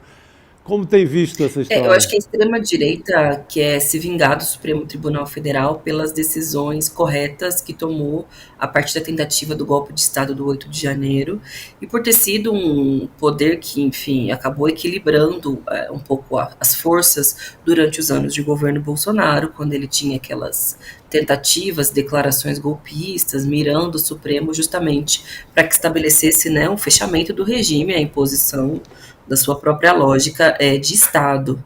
E também porque o Supremo Tribunal Federal, sob a presidência da ministra, agora, né, ex-presidente do Supremo, Rosa Weber, ela teve muita coragem de pautar temas que são muito caros para esses fundamentalistas, né? A legalização, aliás, a descriminalização do porte de drogas, que depois se restringiu para maconha, o próprio marco temporal e agora, mais recentemente, o voto favorável à ADPF 442, que é aquela que visa descriminalizar o aborto no Brasil. Então, eu acho que é uma combinação de interesses. De descredibilizar o Supremo Tribunal Federal, que atuou bem nos casos golpistas no Brasil, e também uma resposta à chamada pauta de costumes, de direitos, na verdade, né? Que eles avançam e aí dizem que estão superando as prerrogativas, né? Extrapolando as prerrogativas, sendo que é sim papel do Supremo averiguar se as questões são constitucionais quando o Supremo é provocado. Eu acho que só vai aumentar, vai haver uma escalada de confronto entre a extrema-direita do Congresso Nacional e o Supremo Tribunal Federal, uma disputa de interpretação. Eles tentam coletar a assinatura para criar uma espécie de voto que pode revogar as decisões do Supremo. Não é simples conseguir assinaturas para uma PEC como essa, mas estão se articulando em torno disso, já estão coletando assinaturas aqui na Câmara e no Senado. Eu acho que o clima dessa temperatura vai acabar subindo, sabe? E é por isso que eu acho que a gente tem que ter muita seriedade. O ministro Barroso, né, está assumindo no dia de hoje a nova presidência do Supremo. Muita seriedade, muita serenidade para não deixar que eles façam de temas tão fundamentais um oportunismo político, que por um lado é um palanque eleitoral para as eleições municipais, mas mais uma tentativa de desgaste das liberdades democráticas e daqueles que atuam com firmeza contra a extrema-direita no Brasil. Deputada, eu queria perguntar a respeito da PEC da anistia, né, já que a gente está falando aí a respeito do Congresso, que é uma PEC, enfim, muito danosa, né, para a nossa sociedade, no sentido que vai contra candidatos negros e também candidatas mulheres. Agora, tem um ponto importante que é, essa PEC ela tem tido apoio de parlamentares mulheres, que vão desde a direita, mas também de parlamentares mulheres da esquerda. Então, queria te ouvir a respeito disso, como que você tem encarado isso, porque só o PSOL e o Novo orientaram a bancada a votar contra a PEC, né? Foi. Alguns têm um argumento de que tem multas que são muito elevadas, de que a legislação eleitoral ela é muito dura, por isso é natural que os partidos cometam erros e que a cobrança que a justiça faz sobre eles seria muito desproporcional. Mas fato é que boa parte dessas multas são multas sobre essa temática de gênero e de raça. Claro, há uma série de irregularidades na utilização desse dinheiro público, do fundo eleitoral e do fundo partidário, mas boa parte diz respeito a essas regras que nós mesmos votamos e que depois aqueles que não cumprem, na maioria das vezes de propósito, fazem uma autoanistia. Então, por que vão cumprir? Qualquer regra que a gente vote, parece que não importa, porque depois os próprios partidos vão se perdoar de não pagarem essas multas milionárias. Qual que é o prejuízo disso para a sociedade? É só olhar o que é o Congresso Nacional. São 17% de mulheres, se eu não me engano, não é menos de 15% de negras e de negros aqui dentro, e isso tem reflexo nas pautas que são debatidas, na forma como é debatida e na violência política de gênero. E eu acho também, concordo, é lamentável que tenha parlamentares mulheres que sejam favoráveis a essa PEC. Boa parte delas ou são muito pressionadas pelos presidentes e lideranças partidárias, ou porque elas também são presidentes e lideranças partidárias, e acabam falando mais em nome de uma defesa corporativista, empresarial, política, né, do seu partido, respondendo em nome disso, do que da causa que, no limite, nos favorece também, né? Imagina, ter tempo reservado de TV para mulher significa que eu tenho a certeza de que eu vou aparecer na televisão, assim como os candidatos homens, e por aí vai, mas é um corporativismo que se expressa em cima de algo que é machista e é racista. Agora a PEC está meio travada, né? Tá não vai, porque ali também tem a sugestão de reserva de vagas, e aí alguns partidos são contrários a isso, mas fato é que houve um desgaste político muito grande, muita pressão da imprensa, corretamente, pressão de entidades, e por enquanto não tem data prevista novamente, né? Quer dizer, foram adiadas 2 vezes a votação da PEC 9 na comissão especial e por hora está suspenso, pode ser na semana que vem, ou pode não ser mais, porque eles também não têm pressa para aprovar a PEC 9. Não precisa ser agora, não tem um prazo, eles podem aprovar essa anistia depois, o que é uma vergonha. Talvez estejam apostando nisso também, né? Deixar a poeira baixar, o desgaste passar, mas a gente vai seguir aqui pautando esse debate porque repercutiu bem e tem que repercutir. Toda vez que tratar de temas assim, tem que ter a devida repercussão mesmo. Só uma coisa antes de terminar, acho que Elô tinha uma pergunta para a Sâmia, né, Elô? Não, acho que a gente está um pouco atrasado ainda com os próximos 2 convidados que estão na fila. Então minhas queridas Heloísa Vilela e deputada Sâmia, muito bem-vinda aqui no ICL, sempre de portas abertas para a sua lucidez, para essa visão interessantíssima feminina sobre a questão política no Brasil. Muito obrigado. As duas. Com a serenidade e a firmeza, né? Com a serenidade e a firmeza que demonstrou dentro daquela CPI impossível, que a gente entrava na sala e já se sentia oprimida só de atravessar a porta. Olha, Leonardo Boff tem um livro sobre São Francisco de Assis que se chama Ternura e Vigor. Eu acho que vocês representam bem, as duas representam bem isso. Ternura, que legal, mais vigor. Ai, né, que endurecer-se pero sem perder la ternura jamais. Obrigado, boa noite para vocês. Obrigada, Elô, obrigada, deputada. Obrigada, boa noite. Beijo, tchau, boa noite.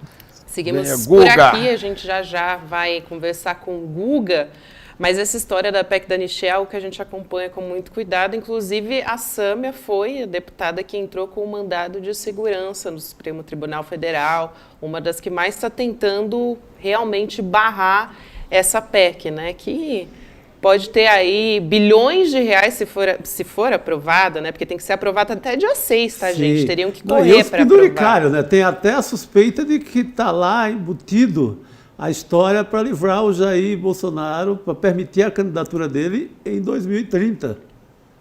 E, Chico, então, tem várias, assim, na letra várias fina. Pegadinhas. Tem várias pegadinhas. Amanhã tem até um em detalhes a respeito disso. Como aquela compra roubada na letra corpo 6, né, pequenininha, que você não lê depois. Permitiria os partidos até se candidatarem só homens. Só candidatos homens. Quer dizer, nem as laranjas, né, que é um fenômeno que a gente tem da política para colocar as candidatas mulheres só para... Ao vindo desse congresso que tem isso, não espere nada que preste, nada. Chefiado por Lira, então, nada. É o que a gente tem. Dureza. É dureza mesmo, mas a gente vai continuar acompanhando e, como eu disse, teria que ser até o dia 6 para conseguir aprovar essa pauta, então teriam que correr pra caramba com isso. Me parece que não vai ter força política para conseguir passar essa PEC, até porque teria que ser até o dia 6, porque tem que valer para as eleições do ano seguinte. Tem que ter um ano antes na aprovação. Exato. E também porque as contas, né, são avaliadas pelo TSE com atraso. Sim. Então, bilhões de reais poderiam ser perdidos aí, não ser analisados, porque aí seria perdoado, né? Quer dizer, o parlamento coloca as regras, depois aprova regras para acabar com tudo, né? É realmente legislar em causa própria. Vamos chamar a Guga Noblar para conversar com a gente? E aí, Guga? Olha o homem! Aê, que chique! No trono! Que beleza! Reinando onde estava a Heloísa Vilela. Ainda estamos sem o som de Guga, quer dizer... Temos Guga chiquérrimo, mas ainda não temos a voz de Guga agora entre sim, nós. Já agora apareceu temos. A voz dele. Agora temos. Agora vê a voz. Olha, eu falei o seguinte, boa noite, estou aqui no trono que a Elo estava, claro, não tão elegante quanto a Elo, porém estou aqui no trono da Elo, sim, no trono da gente aqui de Brasília. A equipe aqui de Brasília agora tem esse ambiente maravilhoso, que a Elo, claro, estava aqui agora há pouco fazendo esse trabalho maravilhoso dela. Eu vou tentar ficar à altura da Elo, vamos lá. Boa, garoto. Você sempre está à altura. Agora, olha, vamos falar sobre mais uma bomba contra Sérgio Moro, Chicos. Sérgio Moro. O Moro, hein? Vamos trazer esqueleto no armário. É por aí. Presidente, o que a gente teve de novidades de Sérgio Moro? O que aconteceu? Não falando de mim. É até difícil, né, Chico? Não dá para chegar no tom, né, Chico? Não dá. Tem que ficar muito marreco para falar assim. Não tem como. Gente, o que a gente teve de novidades? Documentos que estavam até então sob sigilo na 13ª Vara de Curitiba revelam que Moro corroborou um acordo de colaboração premiada, previa grampear, monitorar e levantar provas contra colegas dele, tá? Da magistratura paranaense. Essa colaboração, no caso, era do ex-deputado Tony Garcia, que enviou esses documentos para o STF, informação da jornalista Daniela Lima, nossa colega do G1 da Globo News. A Daniela, que tem dado furos sensacionais lá na Globo News. Ela é tem uma turma boa lá, nosso amigo Guedinho, a Sadi e a Daniela, mas parece que o Moro está se encrencando cada vez mais, né, Guga? Diga aí. Pois é, Daniela maravilhosa, dando essa notícia que também já estava sendo explorada um pouco antes dela por parte aí da mídia chamada progressista. O Tony já estava contando essa bola, né? Dizendo que ele tinha sido usado como uma espécie de projeto piloto da Lava Jato para fazer esse tipo de ação que fere os limites constitucionais da atuação de um juiz, né? O Sérgio Moro mandou o Tony Garcia cumprir cerca de 30 missões. Algumas delas eram grampear magistrados, juristas, desembargadores do Paraná, ministros do Superior Tribunal de Justiça, do STJ, ou seja, gente que estava fora da jurisdição do Sérgio Moro, gente que tem foro privilegiado, que não estaria sob o alcance de investigações de um juiz federal. E mesmo assim o juiz Sérgio Moro pegou este Tony Garcia, que estava encrencado aí numa história do consórcio Garibaldi, e propôs a ele uma delação. Ele tinha sido condenado, ele foi condenado a 6 anos, acabou só pegando serviço comunitário por conta dessa delação que previa, portanto, que ele agisse dessa maneira criminosa, né? Grampeando quem não deveria grampear, assumindo uma série de missões que o Sérgio Moro mandava ele fazer. Uma delas era, inclusive, resgatar um grampo que tinha sido feito contra o Sérgio Moro. O Sérgio Moro tinha sido grampeado por um advogado que teria repassado informações sigilosas para o Tony, para esse ex-deputado estadual. E aí o Sérgio Moro, quando soube disso, pediu para o Tony dar um jeito de grampear esse advogado para resgatar com ele esse grampo que tinha sido feito contra o Sérgio Moro. Então o Sérgio Moro, portanto, estava chantageando, não estava agindo como um juiz, estava agindo como um chantagista e atuando em benefício próprio. É isso que a defesa do Tony Garcia está dizendo e está pedindo, inclusive, para anular agora todos esses acordos que foram feitos com o seu cliente. Olha, Guga, a bem da verdade, por justiça, né? Há um protesto generalizado aqui no chat, que o furo é do Joaquim de Carvalho, nosso colega do 247, porque o Tony Garcia foi entrevistado por ele já há algum tempo e disse tudo isso. Ele fez várias matérias, várias reportagens. Mas o furo de hoje não é exatamente sobre essas denúncias. O furo da Daniela Lima foi dizer, e aí é um furo, que o ministro Toffoli recebeu esse material e agora vai dar uma palavra sobre isso. Eu acho que o furo é esse, é que a coisa está agora na mão do Toffoli para decidir ou não, ou eu estou errado. Avançou, né? O furo de hoje é esse, da Daniela. É que a coisa foi mas tem que louvar mesmo o trabalho do Joaquim, que vem de... Joaquim vem há muito tempo trabalhando com ele é quem aposta, quem coloca o Tony Garcia para falar pela primeira vez, há muito tempo. Isso a mídia convencional não deu bola nenhuma em momento algum. Agora está todo mundo entrando... Mas a mídia convencional não dá bola a esses assuntos enquanto eles se tornam tão grandes que ela não dá conta. Exato. Não, é só para fazer a justiça que a audiência está fazendo ao Joaquim e também a Fórum também deu isso, hein? Fora do Renato Rovai. Então, o furo é o seguinte, que o Tony, de fato, já tinha dito isso, tanto para o Brasil 247 quanto para a revista Fórum. O que a Daniela conseguiu foi os documentos que estavam sob sigilo de delação, o acordo de delação do Tony Garcia. Ele ficou sob sigilo por quase 20 anos, estava sob sigilo desde 2004. Sérgio Moro colocou sob sigilo. E agora, enfim, por conta do Eduardo Apio ainda, quando era juiz, né, da 13ª Vara, ele foi afastado, ele retirou o sigilo. Os documentos pararam ali com o Dias Toffoli e agora vazaram para a Daniela. Então ela está comprovando o que o Tony já tinha dito, portanto, para o Brasil 247 e para a revista Fórum. Aquilo está comprovado no acordo de delação. O acordo de delação foi firmado de fato. Essa é a grande novidade. Ela teve acesso a esse documento sigiloso, que até então era sigiloso, que deixou de ser depois do Eduardo Apio e que está sob posse do Dias Toffoli. O que mostra que o furo de hoje é também muito importante a Daniela, né? Dando sequência a uma história que já vinha correndo na 247 e na Fórum. E eu peço para contemplar todo mundo que é real. Claro. Né? Agora, com relação ao cidadão, eu faço questão aqui de pedir licença ao Eduardo Bueno, Peninha, para dizer o que ele merece dizer aqui, ó. Canalhas! Canalha! 1000 vezes canalha! É isso. É isso. Levou o país inteiro para um buraco, para a escuridão, para o atraso, para o fascismo, né? Começa aí. E vai pagar por isso. Vai pagar com mandato e depois, quem sabe, com a papuda também.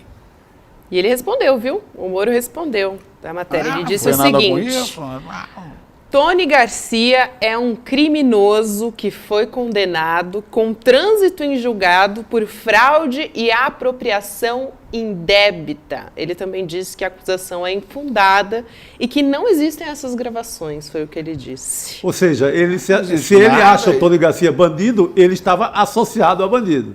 Se ele acha isso. Estava fazendo sociedade do crime, né?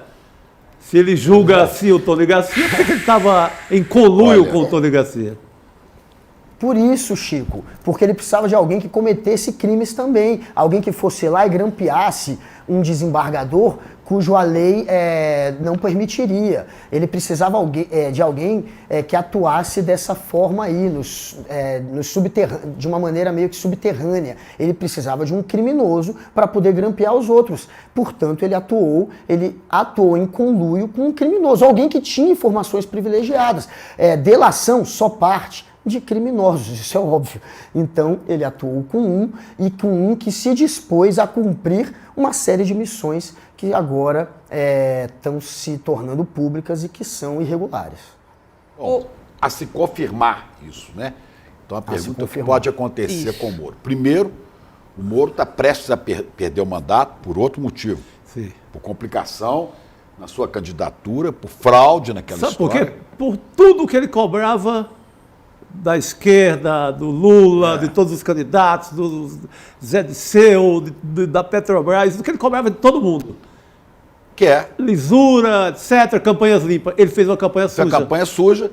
O TRE do Paraná, do estado dele, acolheu uma ação, vê que interessante, do PL, partido de Bolsonaro, e do PT, juntos estão pedindo a cabeça de Sérgio Moro. Então, o tempo dele no Senado está contado. Agora, isso aí pode dar outras complicações.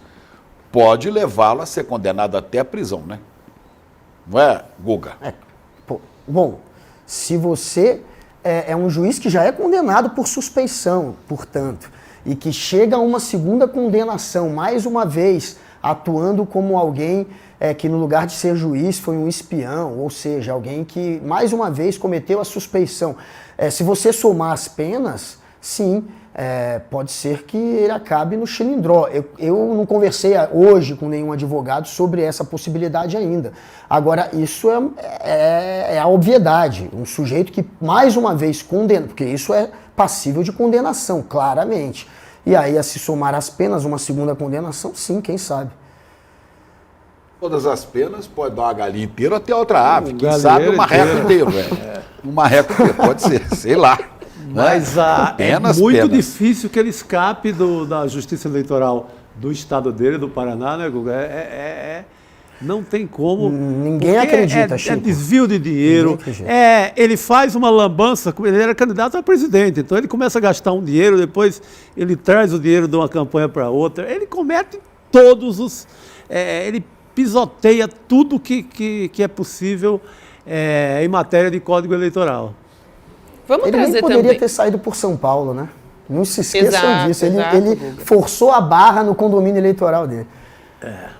Forçou. Vamos trazer a posse do ministro Luiz Roberto Barroso hoje? Por favor. Novo presidente do Supremo Tribunal Federal. O presidente Lula compareceu, a gente mostrou no início do programa, né, no editorial, Bethânia cantando, né, no discurso. O Barroso defendeu paridade de gênero e diversidade racial. Muito importante num momento como esse. Vamos assistir essa fala dele.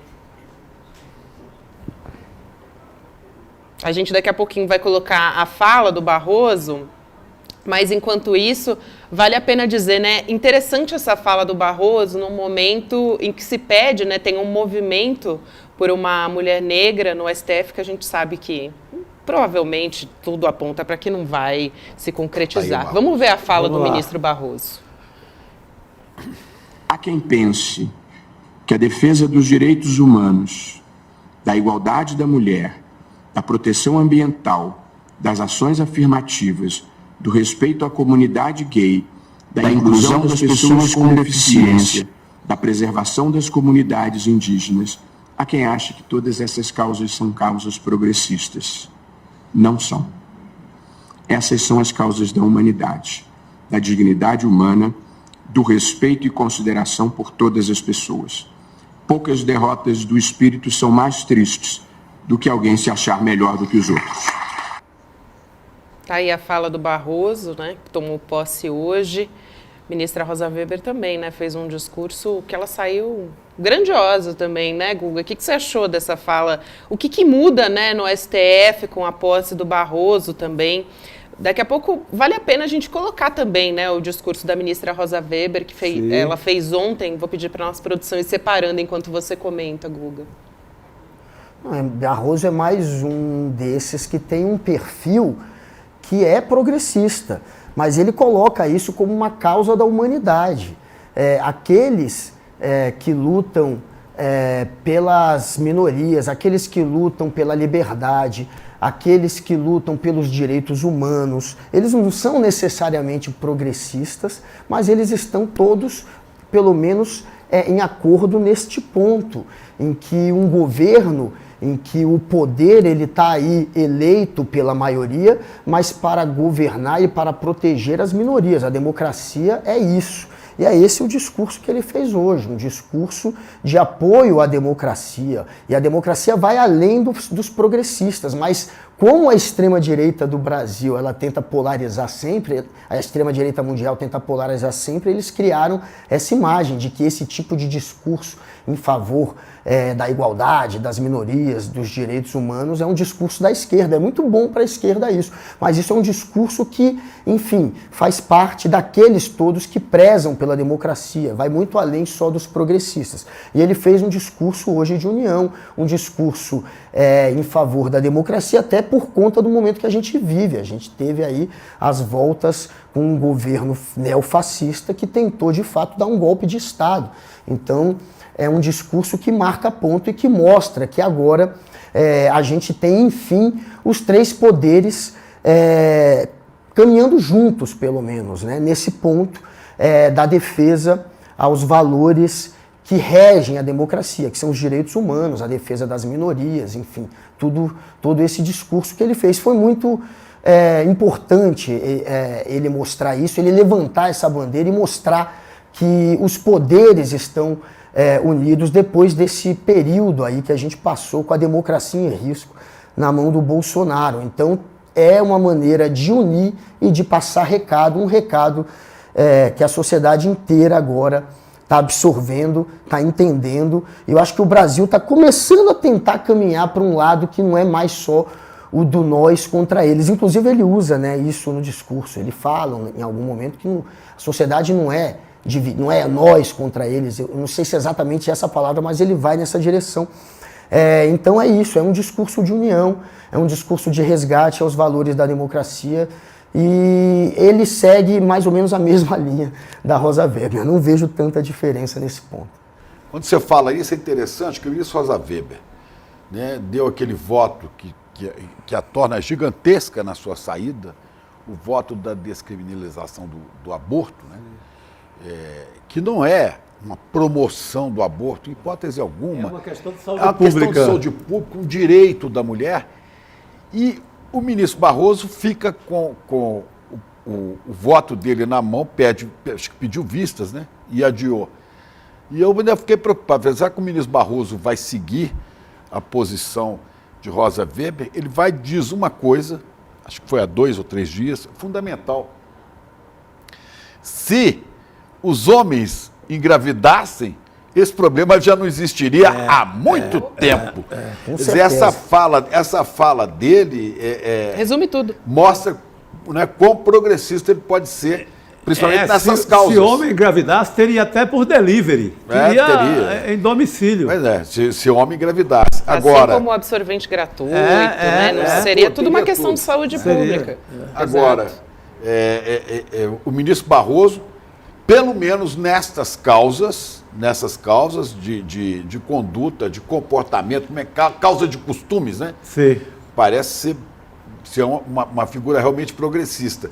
E vão precisar muito desse tipo de pensamento, porque o obscurantismo, a burrice, o atraso tomam conta da Câmara dos Deputados, do Senado Federal, onde a maioria é BBB. É bancada da bala, bancada do boi, e bancada da Bíblia. É um horror. É isso aí. Eu acho que Barroso, nesse sentido, é um avanço. Tem 3 Bs lá, mas tem um Barroso no Supremo. Vamos ver. 4 Bs. Parece, né, que a gente vai ter um bom futuro aí para o Supremo Tribunal Federal depois da ministra Rosa Weber. Guga, muito obrigada, hein? Por mais um dia, véspera de sexta. Vamos nessa. De sexta, hein? Graças a Deus, amanhã será sexta-feira. Ficou bonito aí no estúdio, Guga. Adorei esse estúdio. Volte sempre. Tamo junto, Beijo, galera. Guga. Muito bom, gente. Daqui a pouco a gente vai chamar a Elô de novo, porque hoje é o 6º e último episódio da série especial do ICL Notícias, feito pela Heloísa Vilela, sobre um dos maiores desastres ambientais em áreas urbanas do mundo, tá? Não só do Brasil, mas do mundo, que foi em Maceió, Alagoas, cometido pela empresa Braskem, de mineração e petroquímica. Sempre reforço aqui, em todos os episódios, toda essa série que trouxe a Elô, de que foram 5 bairros afundados e mais de 50 mil pessoas desalojadas. Essa informação que a gente tem, ou seja, se fosse São Paulo, Rio de Janeiro, imagina o escândalo que seria. Se fosse esse buraco no Leblon, aquelas casas todas depenadas, imagina a confusão. Grande mídia toda cobrindo, todo mundo. Parava tudo, parava o país. Imagina só se fosse, mas foi em Maceió, né? E na matéria de hoje, o impacto desse desastre sobre o patrimônio histórico e cultural de Maceió. É o que a gente vai acompanhar a partir de agora.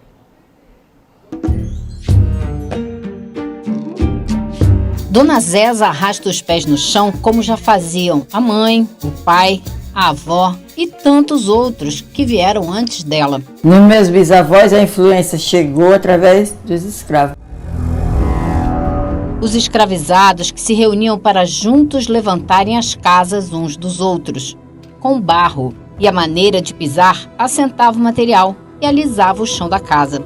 Enquanto erguiam o abrigo, eles cantavam e dançavam. Foi daí que nasceu o coco de roda. E os homens iam pisando e cantando. Cada um inventava um coco, né? Uma cantoria ali. E todo mundo ia respondendo. Tá pra essa casa com muito amor e carinho, com a casa de Verilinho de Zefa morar. Com tanto conhecimento e experiência, Dona Zéza virou patrimônio vivo de Alagoas. É como se ela fosse tombada pelo patrimônio histórico.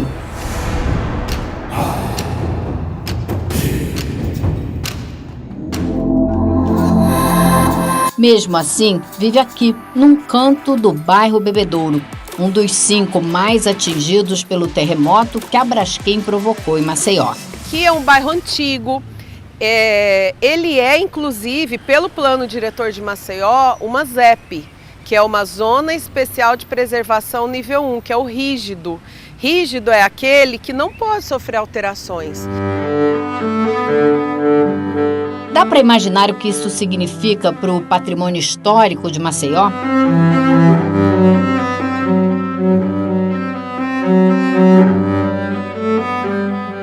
O plano diretor é o que vai dizer o que vai ser feito dessa área, que é o que as pessoas querem saber, porque hoje essa área pertence à Braskem, é uma área particular. Adriana é professora da Universidade Federal de Alagoas. Lidera o grupo de pesquisa sobre patrimônio, memória e história da cidade. E só aqui no Bebedouro tinha grupos de coco de roda, grupos de quadrilha. Se você pegar a cadeia produtiva da quadrilha, por exemplo, e do coco também, né? É como o Carnaval do Rio de Janeiro, é uma coisa do ano todo. Né? Eram grupos que usavam os espaços públicos para ensaios. Então essa praça, ela era lotada de gente dia e noite, 7 dias da semana. O desastre da Braskem rachou a alma da cidade. O espaço físico, ele é o suporte material para que essa cultura que a gente chama de imaterial, que é intangível, que são os conhecimentos, para que eles aconteçam. E esses conhecimentos, eles estão dentro da memória das pessoas, né? Zéza do Coco é uma pessoa que detém aquele conhecimento, né? Do canto, da embolada, do coco de roda. Só que para esse grupo dela acontecer, para as danças acontecerem, precisa do grupo, né? Que precisa do espaço físico. O espaço da Dona Zésa hoje é um risco. Uma noite assim de televisão, você vê uma coisa estalando, que nem pipoca. Quando amanhecer que eu olho, a parede deixar de cima a baixo. Ainda assim, Dona Zésa do Coco quer ficar no Bebedouro, na casa que comprou há mais de 40 anos, e quer continuar ensinando a arte que nasceu da construção solidária de casas de barro. Uma tradição que a Braskem partiu e a mestra alagoana não permite que morra. Eu posso sair do coco, mas o coco não sai de mim. Então, para não sair de mim, não sai. Sabe tocar ganzá? Quem é mestra quer sempre ver alguém aprendendo. E olha só o que a Dona Zésa faz. Passa o ganzá e sai batendo o pé no chão, como faziam os ancestrais dela. A diferença é que essa casa agora pode não aguentar mais a pisada do coco.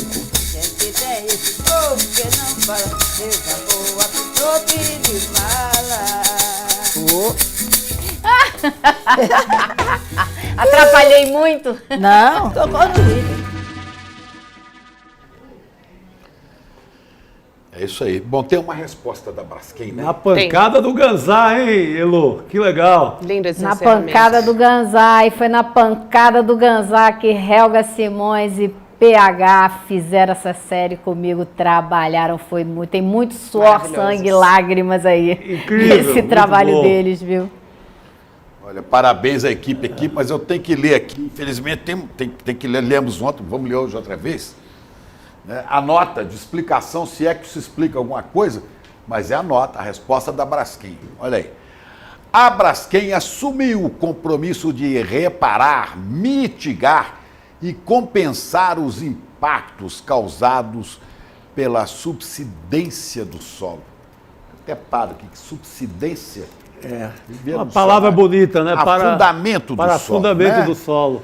Tendo assinado diversos acordos com as autoridades competentes nesse sentido.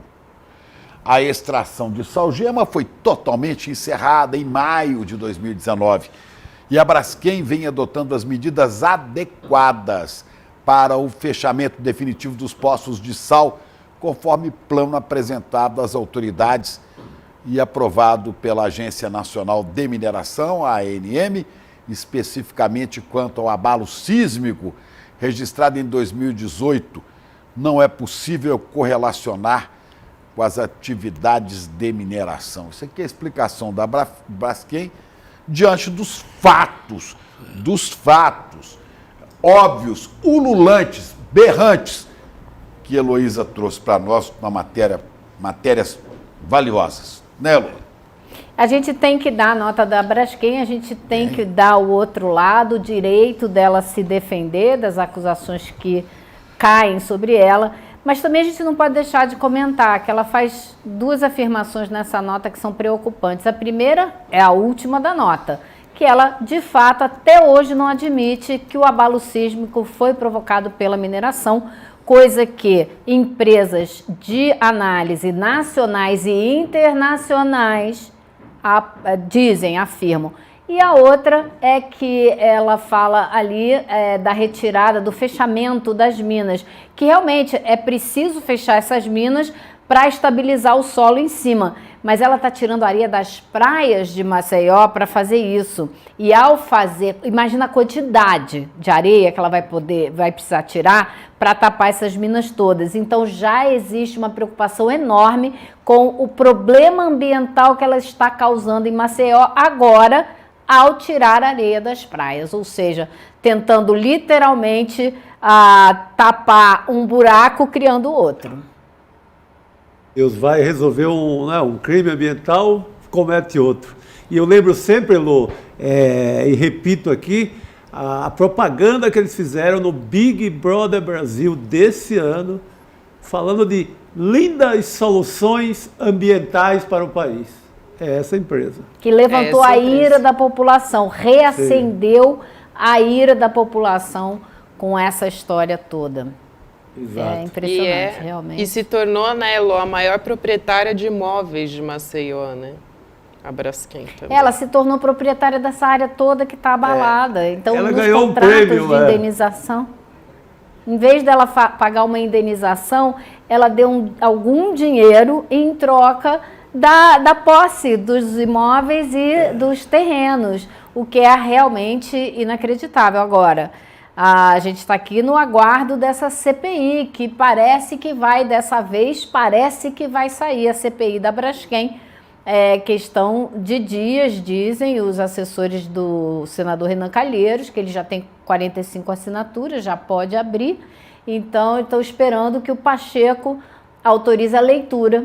Vamos ver se isso acontece. A promessa é que é para a semana que vem. Vamos ver se vai sair. A Braskem se reuniu no começo dessa semana, aqui no escritório, no gabinete do senador Renan Calheiros, com o senador, com o governador do estado.